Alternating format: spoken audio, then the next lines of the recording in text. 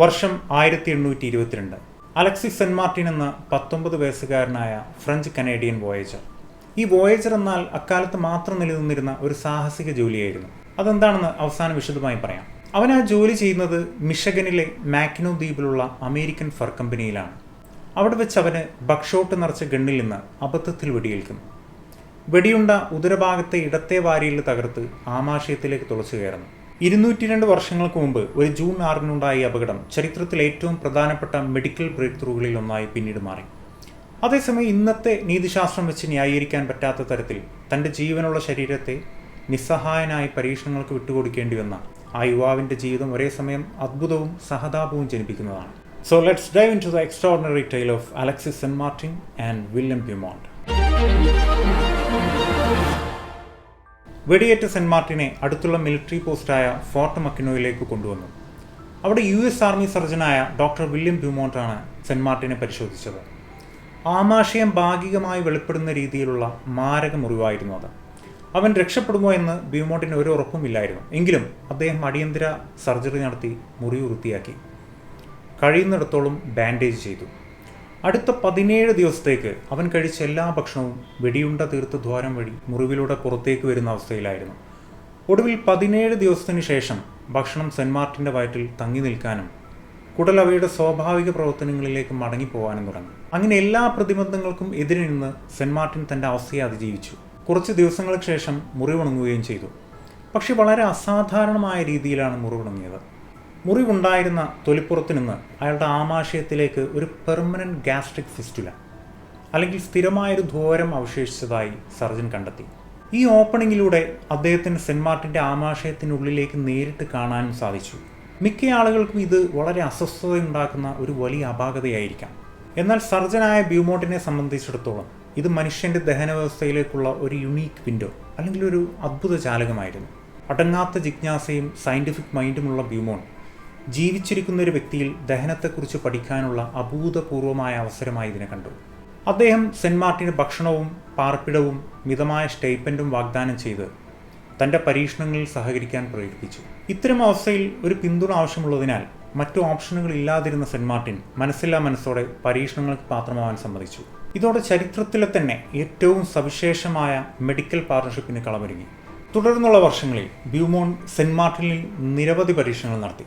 തത്സമയം ദഹനപ്രക്രിയ നിരീക്ഷിക്കാൻ വേണ്ടി അദ്ദേഹം ഭക്ഷണത്തിൻ്റെ കഷ്ണങ്ങൾ ചരടിൽ തൂക്കി ഫിസ്റ്റുലയിലൂടെ ആമാശയത്തിൽ നിക്ഷേപിക്കുകയും നിശ്ചിത സമയങ്ങൾക്ക് ശേഷം ചരട് പുറത്തെടുത്ത് വ്യത്യസ്ത ഭക്ഷണങ്ങൾ എങ്ങനെ വിഘടിക്കുന്നുവെന്നും ഗ്യാസ്ട്രിക് ജ്യൂസുകൾ എങ്ങനെ ഭക്ഷണത്തോട് റിയാക്ട് ചെയ്യുന്നുവെന്നും സൂക്ഷ്മമായി രേഖപ്പെടുത്തി.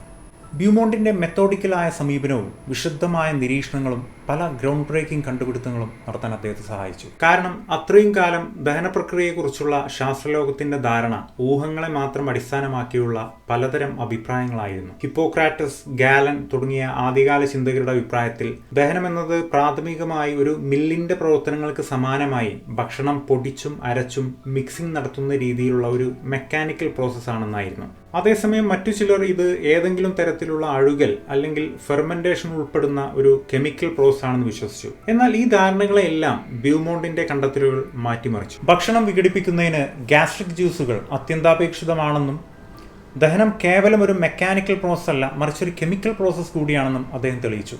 വ്യത്യസ്ത ഭക്ഷണങ്ങൾ വ്യത്യസ്ത വേഗതയിൽ എങ്ങനെ ദഹിക്കുന്നുവെന്നും ടെമ്പറേച്ചർ, ഇമോഷൻ തുടങ്ങിയ വിവിധ ഘടകങ്ങൾ ദഹനത്തെ എങ്ങനെ സ്വാധീനിക്കുന്നുവെന്നും അദ്ദേഹം രേഖപ്പെടുത്തി. ഗ്യാസ്ട്രിക് ജ്യൂസിൻ്റെ അസിഡിറ്റിയും അതിലെ ഭക്ഷണത്തെ വിഘടിപ്പിക്കുന്ന എൻസൈമുകളുടെ സാന്നിധ്യവും അദ്ദേഹം തിരിച്ചറിഞ്ഞു.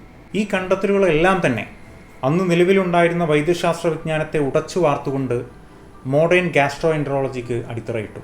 ശാസ്ത്രീയമായ ഈ മുന്നേറ്റങ്ങൾ ഒരു വശത്തുണ്ടെങ്കിലും ബ്യൂമോണ്ടും സെന്റ് മാർട്ടിനും തമ്മിലുള്ള ബന്ധം പിരിമുറുക്കം നിറഞ്ഞതായിരുന്നു. ഇത്രയും വർഷങ്ങൾ നീണ്ട പരീക്ഷണങ്ങൾ നടത്താൻ സെന്റ് മാർട്ടിൻ അനുവദിച്ചത് തൻ്റെ ജീവൻ രക്ഷിച്ചതിന് പ്രത്യുപകാരമായിട്ടൊന്നുമല്ലായിരുന്നു, നിവൃത്തികേടുകൊണ്ടായിരുന്നു. കാരണം നിരക്ഷരനായ സെന്റ് മാർട്ടിനെ കൊണ്ട് തൻ്റെ സെർവൻ്റായി ജോലി ചെയ്യാനുള്ള കരാറിൽ ബ്യൂമോണ്ട് ഒപ്പുവെപ്പിച്ചിരുന്നു. കൂടാതെ പരീക്ഷണത്തിൻ്റെ ഭാഗമായി ചുമടെടുക്കലും മരം മുറിക്കലും അടക്കമുള്ള ജോലികളും അയാൾ കൊണ്ട് ചെയ്യിപ്പിച്ചു. ദരിദ്രനും വിദ്യാഭ്യാസമില്ലാത്തവനുമായ സെന്റ് മാർട്ടിന് പലപ്പോഴും ബ്യൂമോണ്ടിൻ്റെ ആവശ്യങ്ങൾ നിസ്സഹായനായി കേൾക്കേണ്ടി വന്നു. രോഗി എന്നതിലുപരി ഒരു പരീക്ഷണ വസ്തുവായി അയാൾക്ക് സ്വയം തോന്നി. തൻ്റെ അവസ്ഥയിൽ നിരാശനായ സെന്റ് മാർട്ടിൻ പരീക്ഷണങ്ങളിൽ നിന്ന് മുക്തമായ ഒരു സാധാരണ ജീവിതം തേടി പലതവണ ഓടിപ്പോകാൻ ശ്രമിച്ചു. ഓരോ തവണയും സെന്റ് മാർട്ടിൻ്റെ ഫിനാൻഷ്യൽ ഡിപ്പെൻഡൻസിയും അവനുള്ള മറ്റ് അവസരങ്ങളുടെ അഭാവവും മുതലെടുത്ത് ബ്യൂമോണ്ട് അവനെ തിരിച്ചു വരാൻ പ്രേരിപ്പിക്കുകയോ അല്ലെങ്കിൽ സമ്മർദ്ദം ചെലുത്തുകയോ ചെയ്യുമായിരുന്നു. ഇത്തരത്തിൽ 1825 സെന്റ് മാർട്ടിൻ ആദ്യമായി ബ്യൂമോണ്ടിൻ്റെ സംരക്ഷണം ഉപേക്ഷിച്ച് കാനഡയിലെ തൻ്റെ കുടുംബത്തിലേക്ക് മടങ്ങിയത്. എന്നിരുന്നാലും സാമ്പത്തിക ബുദ്ധിമുട്ടുകളും ബ്യൂമോണ്ടിൻ്റെ നിരന്തര പരിശ്രമവും അദ്ദേഹത്തെ മാക്കിനോ ദ്വീപിലേക്ക് തിരികെ കൊണ്ടുവന്നു. സെന്റ് മാർട്ടിൻ വിട്ടുപോകാതിരിക്കാൻ മെച്ചപ്പെട്ട ജീവിത സാഹചര്യങ്ങളും സാമ്പത്തിക സഹായവും ബ്യൂമോണ്ട് വാഗ്ദാനം ചെയ്തു. എന്നിരുന്നാലും ഈ വാഗ്ദാനങ്ങൾ എല്ലായ്പ്പോഴും സെന്റ് മാർട്ടിനെ മെച്ചപ്പെട്ട ജീവിതത്തിലേക്ക് എത്തിച്ചില്ല. ഇടയ്ക്ക് 1826 സെന്റ് മാർട്ടിൻ ഓടിപ്പോകാൻ ശ്രമിച്ചു. വിദ്യാസമ്പന്നനായ സർജനും ദുർബലനായ രോഗിയും തമ്മിലുള്ള പവർ ഇംബാലൻസ് ഇവിടെ വളരെ പ്രകടമായിരുന്നു.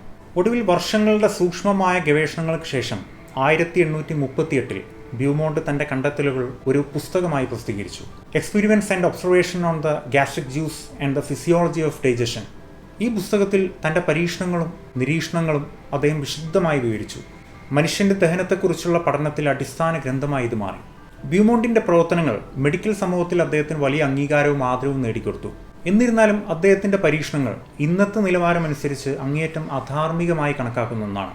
ഇൻഫോംഡ് കൺസെൻറ്റിൻ്റെ അഭാവവും സെന്റ് മാർട്ടിൻ്റെ നിസ്സഹായാവസ്ഥയുടെ ചൂഷണവും മോഡേൺ എത്തിക്കൽ പ്രിൻസിപ്പിളിൻ്റെ ക്ലിയർ വയലേഷനായിരുന്നു. ഒരു മനുഷ്യായുസ്സിലെ 10 വർഷങ്ങളാണ് ഇവിടെ അദൃശ്യ ബന്ധനത്തിലായിരുന്നത്. പ്രത്യേകിച്ച് സെന്റ് മാർട്ടിൻ എന്ന 19കാരൻ ഒരു വോയേജർ ആയിരുന്നു. ആ കാലഘട്ടത്തിൽ വ്യാപകമായിരുന്ന മൃഗരോമ വ്യാപാരവുമായി ബന്ധപ്പെട്ടുള്ള ചരക്കുകൾ തോണിയിലും മറ്റും കൊണ്ടുപോകുന്ന തരത്തിലുള്ള പ്രത്യേക ജോലി ചെയ്തിരുന്ന വ്യക്തികളെ സൂചിപ്പിക്കാൻ ഉപയോഗിച്ചിരുന്ന ഒരു ഫ്രഞ്ച് കനേഡിയൻ പദമാണ് വോയേജർ. സാധാരണ ഇത്തരം ആളുകളെ ഫർ ട്രേഡിംഗ് കമ്പനികൾ ഹയർ ചെയ്യുകയും കാനഡയിലെയും നോർത്തേൺ യുഎസിലെയും വിശാലമായ ട്രേഡ് നെറ്റ്വർക്കുകളിലെ ചരക്ക് നീക്കത്തിന് ഇവരെ ഉപയോഗിക്കുകയും ചെയ്തിരുന്നു. വടക്കേ അമേരിക്കയിലെ നദികൾ, തടാകങ്ങൾ, പോർട്ടേജുകൾ എന്നിവയുൾപ്പെടെയുള്ള വിശാലമായ ജലപാതകളിലൂടെ വലിയ തോണികളിൽ ചരക്കുകൾ കടത്തിയിരുന്ന വിദഗ്ധരായ തുഴച്ചിൽക്കാരുമായിരുന്നു ഈ വോയേജർമാർ.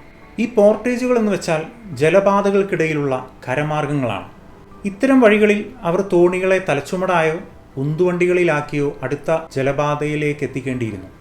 ഉൾപ്രദേശങ്ങളിലെ തദ്ദേശീയരായ ആളുകളിൽ നിന്ന് ബീവർ, മിങ്ക്, ഓട്ടർ തുടങ്ങിയവയുടെ രോമങ്ങൾ കളക്ട് ചെയ്ത് പകരമായി യൂറോപ്യൻ സാധനങ്ങൾ അവർക്ക് കൈമാറ്റം ചെയ്തിരുന്നതും വോയേജർമാരായിരുന്നു. പ്രതികൂല സാഹചര്യങ്ങളിലൂടെ വിദൂരദേശത്തേക്ക് ദീർഘയാത്ര നടത്താൻ ആവശ്യമായ നാവിഗേഷൻ, വേട്ടയാടൽ, മീൻപിടുത്തം തുടങ്ങിയവയെക്കുറിച്ചുള്ള അറിവുൾപ്പെടെ വലിയ സർവൈവൽ സ്കിൽ ആവശ്യമായിരുന്ന ഒരു ജോലിയായിരുന്നു വോയേജിങ്.